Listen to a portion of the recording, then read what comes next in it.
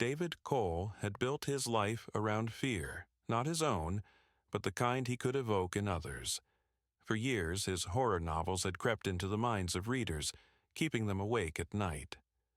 But now, David's pen had fallen silent, his creativity smothered by months of writer's block.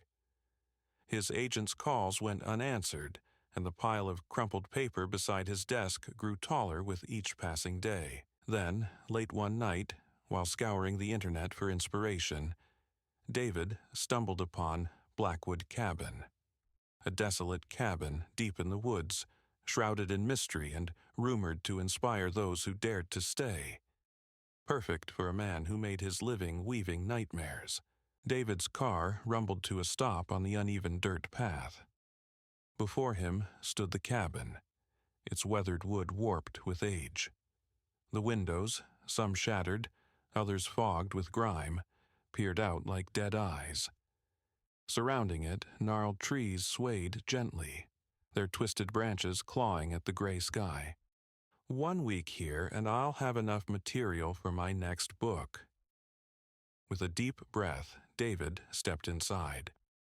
The musty air greeted him like an old, unwelcome friend. Dust covered every surface, and the scent of decayed wood lingered in the shadows. David set his bags down and began to explore, each creak of the floorboards echoing through the silent space. In the living room, he found an old journal tucked beneath a loose floorboard. Its pages were brittle, filled with fragmented thoughts and cryptic warnings. It watches when the moon is high, escape is a fool's errand. David's first night at Blackwood Cabin was uneventful. At first, he wrote feverishly, the ideas pouring out like water from a broken dam.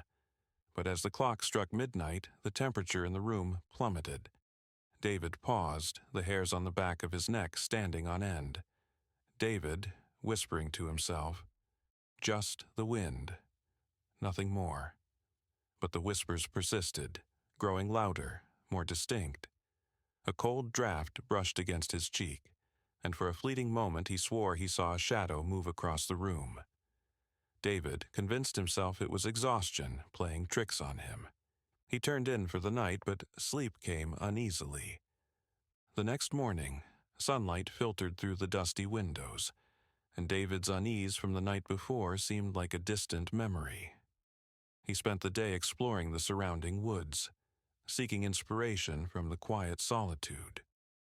In the afternoon, while tidying the cabin, he discovered a hidden trapdoor beneath an old rug. Curiosity overpowered caution as he pried it open, revealing a small cellar filled with cobwebs and scattered belongings.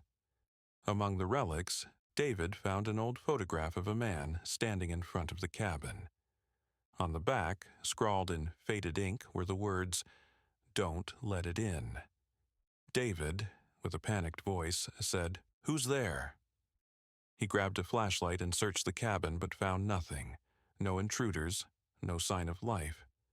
Yet the oppressive feeling of being watched never left him. And then the dreams began. Each night, David dreamed of the cabin's former occupants, a family torn apart by paranoia and madness. He saw glimpses of their final moments, their faces frozen in terror. In one dream, the man from the photograph appeared, warning David to leave before it was too late. The man, whispering, "It feeds on fear. Don't let it take you." David awoke in a cold sweat, the man's words echoing in his mind.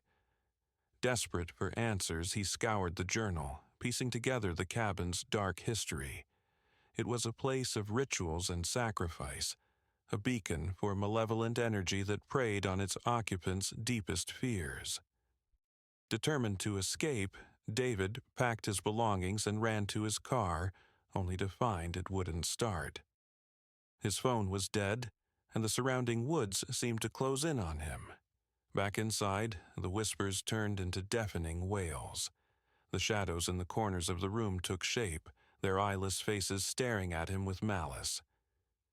David, with a shouting voice, said, "What do you want from me?" The answer came in the form of a single, typed sentence on his typewriter. Finish the story. David realized the only way to escape the cabin's grip was to finish the story as it demanded. For hours, he wrote feverishly, each word feeling like it was torn from his soul. As he typed the final sentence, the room fell silent. The oppressive weight lifted, and the whispers ceased. Exhausted, David collapsed onto the floor, the manuscript clutched in his trembling hands.